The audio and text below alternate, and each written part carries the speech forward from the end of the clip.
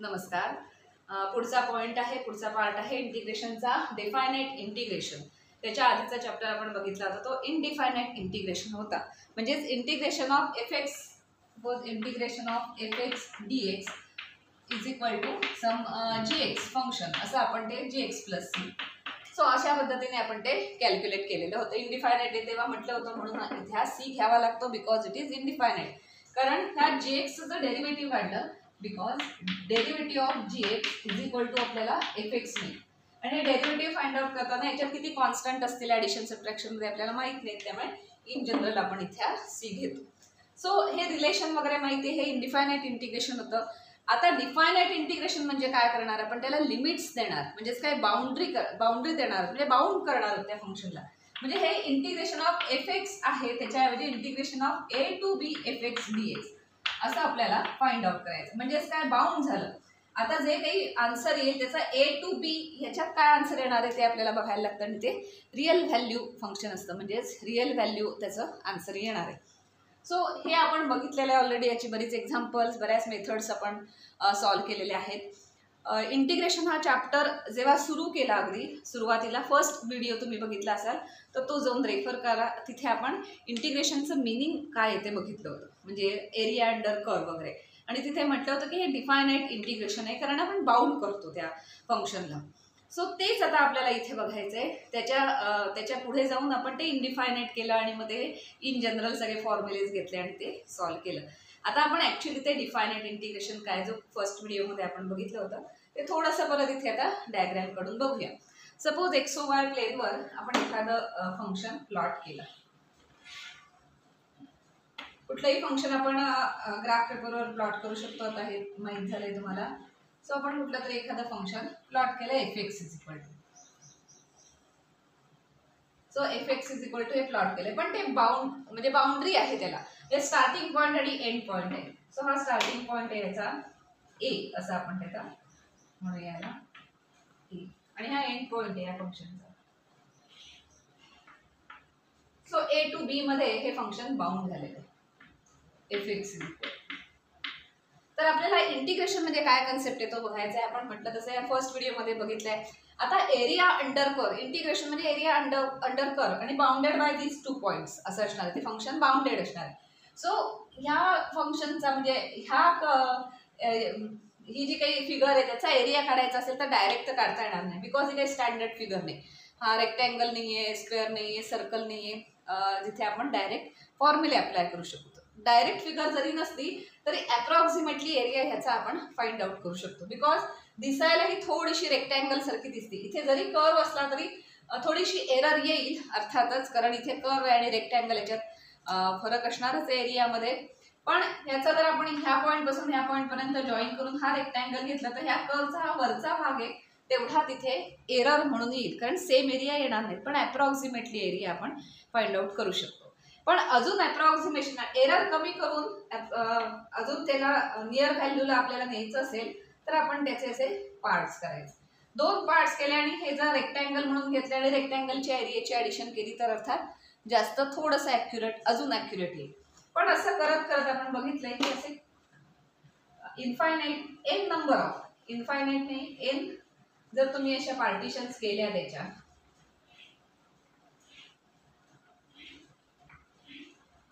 जेवढ्या पार्टिशन्स तुम्ही वाढवत जाल तेवढ्या अर्थात त्याची ॲक्युरेसी वाढेल, एरर कमी होईल. सो आपण ह्या जर पार्टिशन सपोज या केल्या, आता कुठल्या फिगरचा आपल्याला एरिया काढायचा आहे तर ए, त्याच्यानंतर हा सी आणि डी म्हटलं तर ACDB असा तो एरिया आहे. Area under curve with respect to X axis. So X axis आणि हा कर्व याने बाउंड झालेला जी फिगर आहे त्या फिगरचा एरिया आपल्याला तिथे काढायचा असतो. आता हे आता इन्फायनाइट असतात ना, आपण suppose N number of rectangles आहेत आणि इथून सुरुवात केली की हा x0 हा पॉईंट आहे, तर ह्याला आपण सपोज आता हे फर्स्ट स्ट्रीप जी जिथे एंड होते त्याला x1 म्हटलं, त्याला x2 म्हटलं, x3 इथे मध्ये कुठेतरी xr-1 असेल, इथे पुढची स्ट्रीपचा एंड काहीतरी xr असेल, and so on. b is equal to xn असं आपण म्हटलं, आणि a is equal to some x0. आणि अशी जर पार्टिशन आपण केली, आता आपण ॲक्युरेसी वाढवतो आणि त्याची एरर कमी करतोय. सो ॲक्युरसी कशी वाढणार आहे? सो पहिली जी स्ट्रीप आहे ते इथे आपण असं इथे जॉईन केलं, दुसऱ्या स्ट्रीपला इथे केलं, तिसऱ्या स्ट्रीपला, जेणेकरून काय होणार आहे तर रेक्टँगल फॉर्म होतील. म्हणजे हा first rectangle, second, third, fourth, fifth असे एन रेक्टँगल फॉर्म होतील. त्या आता रेक्टँगल आला की त्याचा एरिया फाइंड आउट करणं इझी आहे. तो एरिया आपण काढू शकतो रेक्टँगलचा, कारण त्याचा फॉर्म्युला आपल्याला माहिती आहे. आता काय होतं की ह्या एरिया अंडर कर्व मध्ये हे जे सगळे रेक्टँगल जसे आपण ॲडअप करत जाऊ तसं तो या सगळ्याचा एरिया आपल्याला मिळत जाणार आहे. तरी सुद्धा एक स्मॉल एरर इथे राहतेच, कारण हा जो पोर्शन आहे प्रत्येक ह्याचा थोडासा असा ट्रायंग्युलर सारखा जो पोर्शन येतो त्याचा एरिया हा काउंट होणार नाही. अर्थात तेवढी एरर राहणारच आहे, ती आता राहणार आहे. जेवढे तुम्ही याचा नंबर ऑफ स्ट्रिप्स म्हणजे नंबर ऑफ इथे लाईन्स जेवढ्या वाढवाल, एन हा जेवढा तुम्ही इन्फिनिटीकडे न्याल तेवढा याची ॲक्युरसी वाढत जाते आणि अर्थातच एरर कमी होत जाते. सो हा कन्सेप्ट आहे की एरिया अंडर कर्व घ्यायचा असेल तर आपल्याला माहिती आहे की रेक्टँगलच्या एरियाचा फॉर्म्युला. सो रेक्टँगलच्या एरियाचा फॉर्म्युला यूज करून आपण तो area under curve find out करू शकतो. सो हा जो एरिया आहे तो आपण अप्रॉक्सिमेटली इथे फाइंड आउट करू शकतो within A to B, x0 to B. त्यासाठी आपण काय अप्लाय केलं की रेक्टँगल हा कन्सेप्ट अप्लाय केलेला आहे. त्यामुळे हे सगळे रेक्टँगल झालेले आहेत. आता या रेक्टँगलची विड्थ किती, लेंथ किती आणि ते मग त्याचं विड्थ इंटू लेंथ असं आपल्याला ते बघायला लागतं ना, कारण त्याचा एरिया असतो तो. आणि मग ह्या सगळ्या रेक्टँगलची एरियाची सम केली म्हणजे ॲडिशन केली सगळ्यांची की काय होणार आहे तो अर्थातच एरिया अंडर कर्व होणार आहे. म्हणजेच या कर्वचा म्हटलं तसं की एक स्मॉल एरर राहणारच आहे. तुम्ही एन नंबर घेतला ते एन जेवढा वाढवत जाल तेवढा एरर कमी होणार आहे. पण हा इथला थोडासा पोर्शन जो आहे तो राहणार आहे. जसा एन वाढवत जाऊ तशी हा जो असतो ना, तर झूम करून बघितलं तुम्ही तर हा असा कर्व आहे आणि ही अशी रेक्टँगलची लाईन इथे आलेली असेल त्या ह्याची. सो असा रेक्टँगल इथे आली आणि तर हा जो पोर्शन आहे तो एरर म्हणून तिथे राहतो, तेवढा राहतो. पण जेवढं म्हटलं तसं तर झूम केलं तर जास्त जेवढ्या स्ट्रिप्स तुम्ही वाढवाल तेव्हा हा पोर्शन जो कर्ववाला पोर्शन आहे तो जवळजवळ स्ट्रेट लाईन होत जातो आणि मग त्याचा एरर कमी होते. सो हा तो कन्सेप्ट आहे. A to B ह्या बाउंड असलेल्या ह्याचा fx या फंक्शनचा एरिया अंडर कर्व आपण फाइंड आउट करू शकतो बाय समेशन. समेशन कोणाची करायची तर इन जनरल म्हणूया आपण एक्स आर. एक मधला आपण असा कुठला तरी रेक्टँगल घेऊया जो इन जनरल आहे एक्स आर.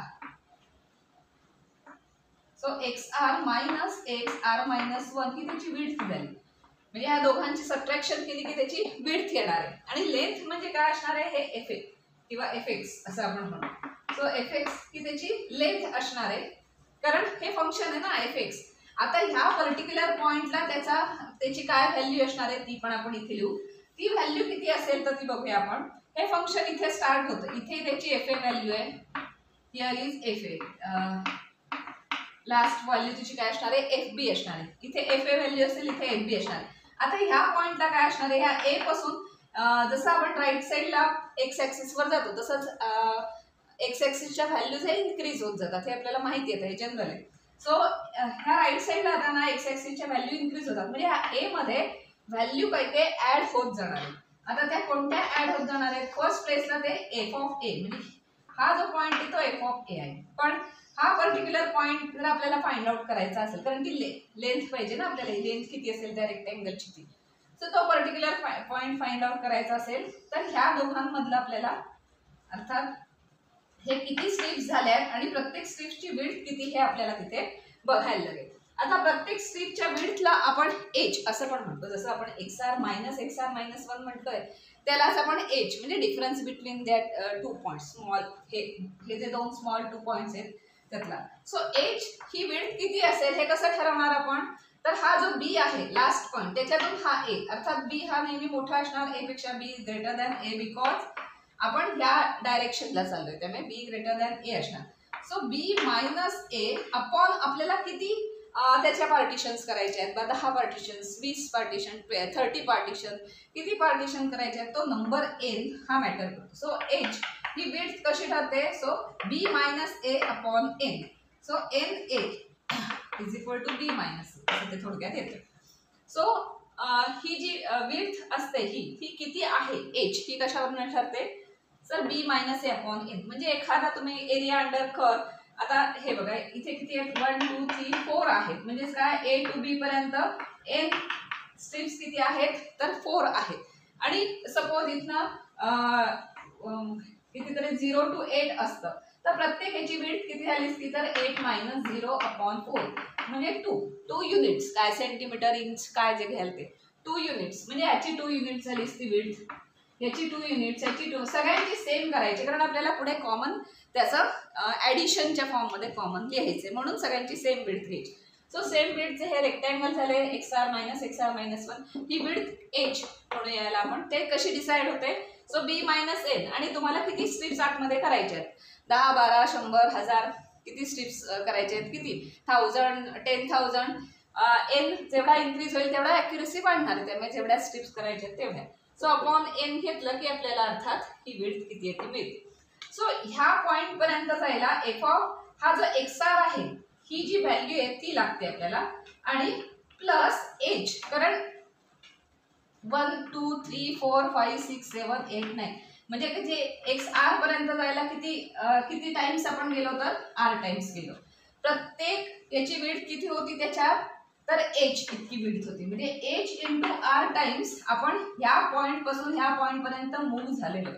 किती टाइम्स RH टाइम्स आपण इथे मूव्ह झालं. ते रिअल नंबर्स घेतलेत की लक्षात येईल की इथे जसं म्हटलं तसं की ह्याची विड्थ 2 आहे याची विड्थ 2 आहे म्हणजे ए पासून ह्या पॉइंट पर्यंत जायला किती लागलं तर 2 × 2 युनिट्स म्हणजे 4 युनिट्स आपण पुढे गेलो. त्या पॉइंट पर्यंत जायला 6 युनिट्स लागले कारण ह्याची पण विड्थ 2 आहे पण 1 2 3 किती रेक्टँगल पास केले 1 2 and 3 रेक्टँगल पास केले इच हॅव विड्थ 2. सो त्या पॉइंटला जायला आपल्याला 6 हा नंबर आपल्याला आला. एक्स ॲक्सिस वरचा 6 हा नंबर आला. असा सिंपल कन्सेप्ट आहे काही कॉम्प्लिकेटेड असं काही कन्सेप्ट नाही साधा आहे की रेक्टँगल काढले तिथपासून आपण ह्या पॉइंट पर्यंत यायला ऍक्च्युली काय व्हॅल्यू झाली असेल एवढंच आपण काढतो. तर ही व्हॅल्यू किती असणार आहे तर ए कारण हे 0 नाहीये 0 इथे आहे ए हा 0 असेल काही ठिकाणी 0 पण असेल पण ए हा इन जनरल रिअल नंबर आहे. सो रिअल ए पासून इथपर्यंत ह्या पॉइंट पर्यंत यायला हा पॉइंट काय असणार आहे तो आपण काढतो. जसा ह्या पॉइंटला 6 झाला तसा हा पॉइंट काय असणार आहे तर ए प्लस आर एच हा तो पॉइंट असणार आहे ए प्लस आर एच. त्यामुळे ह्या दोघांचा जो प्रॉडक्ट येईल तो प्रॉडक्ट आणि मग आता ते झालं एका रेक्टँगलसाठी. हे पहिल्या रेक्टँगलला आर इज इक्वल टू 1 असणार आणि मग तो एच काय असेल तो आणि मग ही सगळी तुम्ही कॅल्क्युलेट करणार value second rectangle third fourth fifth nth rectangle अशा सगळ्यांच्या काय करणार आहोत हे आपण त्याची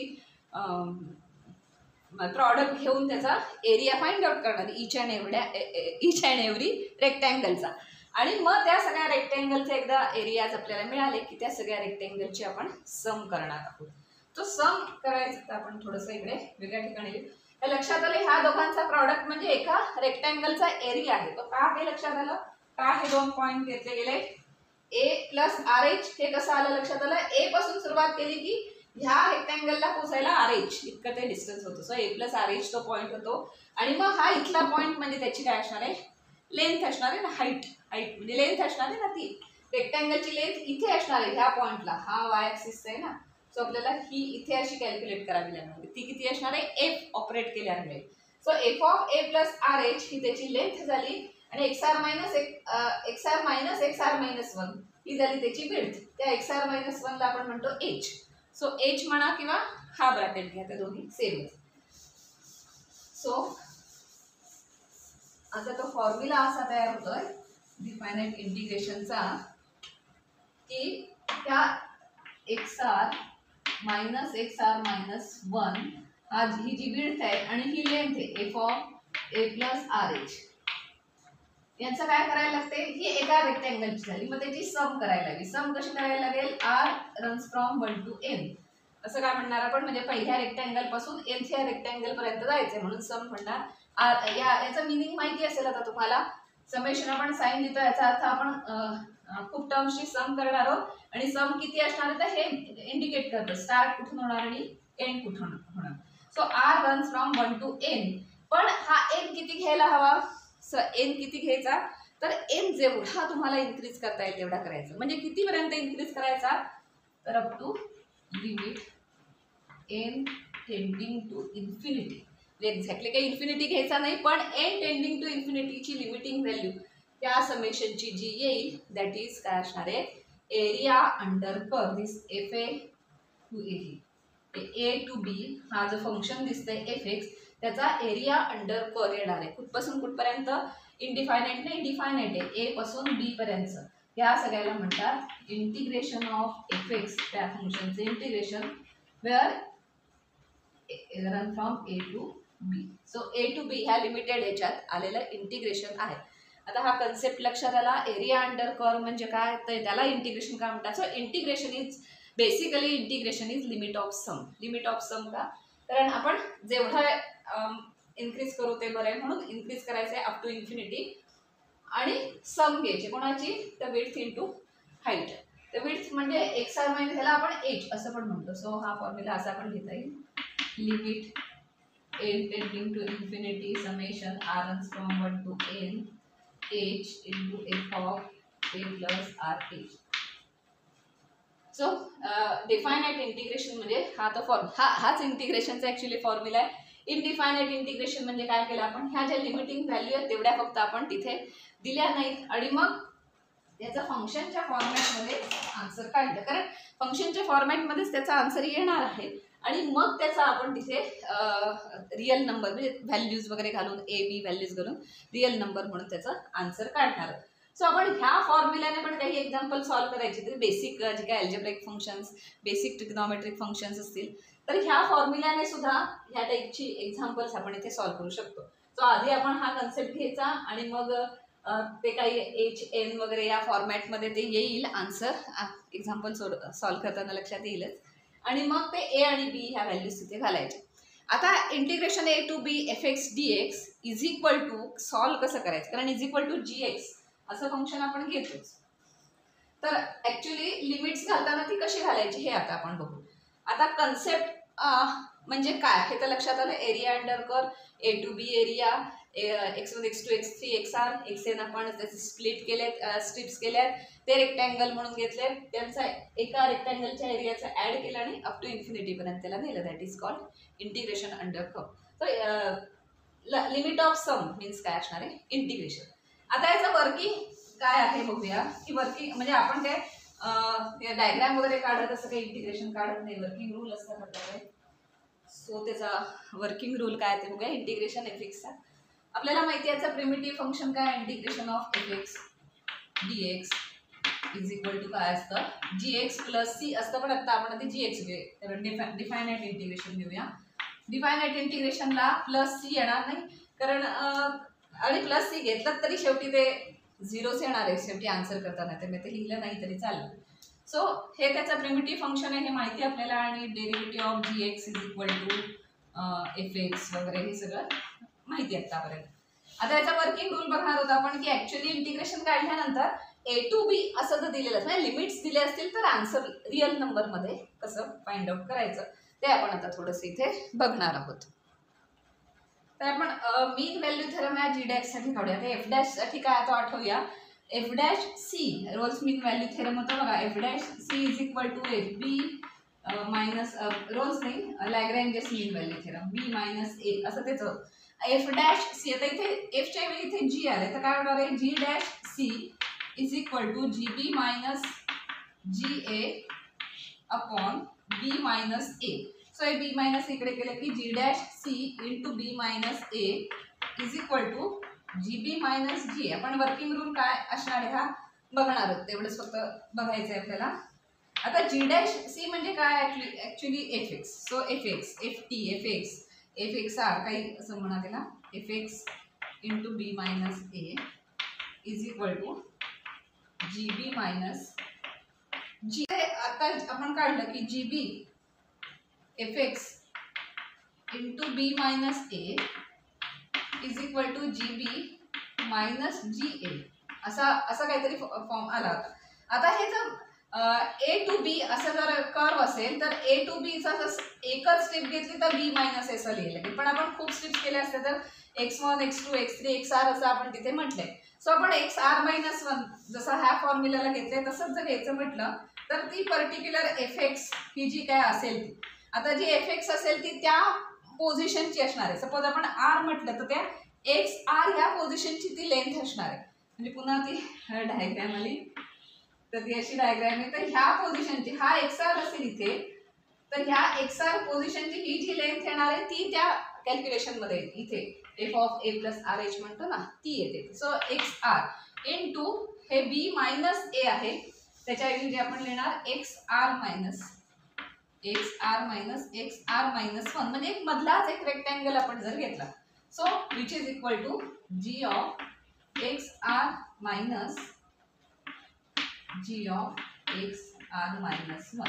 सो हे त्याचं आन्सर येतं. म्हणजे पूर्ण b मायनस a हा रेक्टँगल अख्खा रेक्टँगल न घेता आपण एक मधलाच रेक्टँगल स्ट्रिप जर घेतली तर हे आणि याचंच काय असतं याचंच summation where r runs from 1 to n हे काय असतं which is equal to same summation घेतले फक्त दोन्ही ठिकाणी सेम कन्सेप्ट जर ऑपरेट केला सेम फंक्शन जर ऑपरेट केलं तर व्हॅल्यू चेंज होत नाही.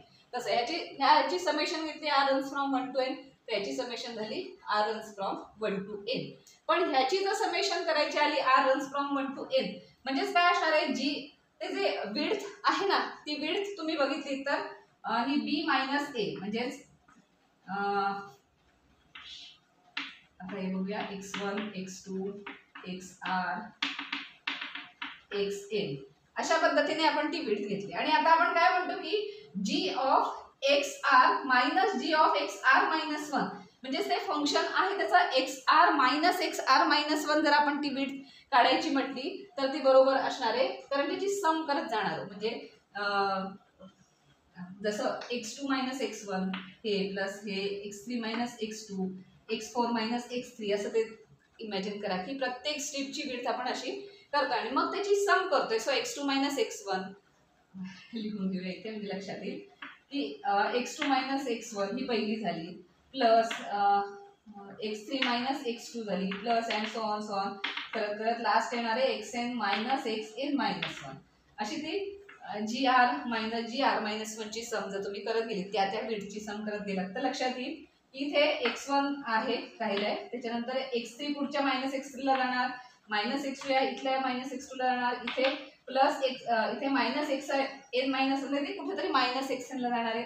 फायनली काय राहणार आहे तर xn-x1 पण xn म्हणजे आपण काय घेतलंय b आणि x1 म्हणजे घेतलंय a. अशी सम करत गेलं की काय राहिलं आपलं फक्त xn-x1 म्हणजे gb म्हणजे final point last point minus ga एवढाच आपले पॉइंट्स फक्त राहिलेले आहेत आणि तेच आन्सर आलं. पण ह्या लेफ्ट साईडचा आन्सर काढायचं म्हटलं तर ते इंटिग्रेशन येणार आहे इंटिग्रेशन कारण हे म्हणजेच हे असतं वगैरे integration a to b fx dx असं ते घेणार. सो वर्किंग रूल आपल्याला जर करायचा झाला इंटिग्रेशन ऑफ fx dx काढायचंय पण त्याची जर लिमिट्स दिली असतील a to b पर्यंत तर आपण हा फॉर्म्युल्याने जसं आपण डेरिव्हेटिव्ह आपण शिकलो होतो तेव्हा आपण एक फर्स्ट प्रिन्सिपल शिकलो होतो ज्याच्याने आपण डेरिव्हेटिव्ह फॉर्म करू शकतो आणि मग त्याच्याने काही फॉर्म्युले आपण तयार केले होते त्याने त्यामुळे तशा फॉर्मॅटमध्ये आपण काही थोडीशी एक्झाम्पल सॉल्व्ह केली होती नंतर आपल्याकडे फॉर्म्युल्यांची लिस्ट होती त्याप्रमाणे आपण सॉल्व्ह केली. तसं थोडंसं हे बेसिक हा फॉर्म्युला आहे तर बेसिक फॉर्म्युल्याने आपण काही एक्झाम्पल 2-4 एखादे सॉल्व्ह करू आपण पण मेन आपण नंतर कशी एक्झाम्पल सॉल्व्ह करणार आहोत. So integration of fx dx कसं काढायचं तर gx आधी काढायचं gx म्हणजे जे काही एक्स या व्हेरिएबलमध्ये येईल ते आन्सर काढायचं म्हणजे पुन्हा तेच आलं सगळ्या मेथड्स आल्या इंटिग्रेशन आलं सगळं आलं ते इंटिग्रेशन फाइंड आउट करायचं आणि मग त्या gx मध्ये एंड पॉईंट्स घालायचे म्हणजे एकदा gb घालायचं b हा पॉईंट घालून त्याची फंक्शनल व्हॅल्यू काढायची a हा पॉईंट घालून फंक्शनल व्हॅल्यू काढायची आणि दोघांची सबट्रॅक्शन केली की मग त्याचं काय आन्सर येणार आहे ते तिथे येईल. म्हणजे अगदी फॉर एक्झाम्पल आपण सिम्पल घेऊया की integration suppose 2 to 3 x² dx असं आता हे इंटिग्रेशन आपण या फॉर्मॅटने पण सॉल्व्ह करू म्हणजे ते की हा फॉर्म्युला यूज करून थोडंसं एखादं एक्झाम्पल सॉल्व्ह करू आपण ते पण हे सिम्पल काय आहे तर डिफायनाइट इंटिग्रेशन म्हणजे वेगळं काही नाही फक्त हे इंटिग्रेशन ते सॉल्व्ह केल्यानंतर लिमिट्स घालायचे असतात. ह्याचं इंटिग्रेशन काय आता x³ 3 सो इंटिग्रेशन ते आलं की त्याची लिमिट्स घालायची असतात लिहिताना असं लिहायचं लोअर लिमिट हे upper limit always upper limit आधी घालायचं आणि मग मायनस लोअर लिमिट करायचं जे काय असेल ते b मधून a मायनस करायचं म्हणजे इथे काय होणार आहे तर 3³ मायनस 2³ सो x जिथे आहे तिथे एकदा 3 ही व्हॅल्यू घालायची gb आणि एकदा 2 ही व्हॅल्यू घालायची ga आणि मग ते सगळं कॅल्क्युलेशन करून सबट्रॅक्शन करून वगैरे जे काय आन्सर येईल ते काय असणार आहे एक्स स्क्वेअरचं इंटिग्रेशन असणार आहे विथ लिमिट्स 2 to 3. ही लिमिट्स असताना area under curve actually real number व्हॅल्यूमध्ये तुम्हाला ते आन्सर मिळेल. याच्या आधी आपण इंटिग्रेशन्स केली होती ती फक्त आपण त्याची फंक्शन्स फॉर्म केली. एखादं इंटिग्रेशन दिलं असेल फंक्शन तर त्याचं इंटिग्रेशन केल्यावर कुठल्या फंक्शनमध्ये त्याचं कन्वर्जन होतं एवढंच आपण केलं.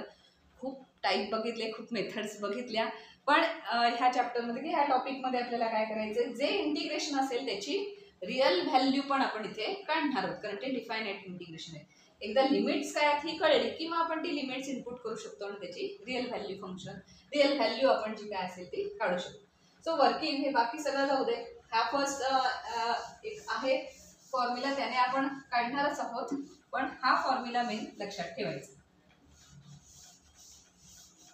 की हे A to B F x D X आलं तर जी बी मायनस जी ए, म्हणजे आधी जी एक्स काढायचं आणि मग ते अशी सबट्रॅक्शन करायची की रिअल व्हॅल्यूमध्ये ते आन्सर मिळेल.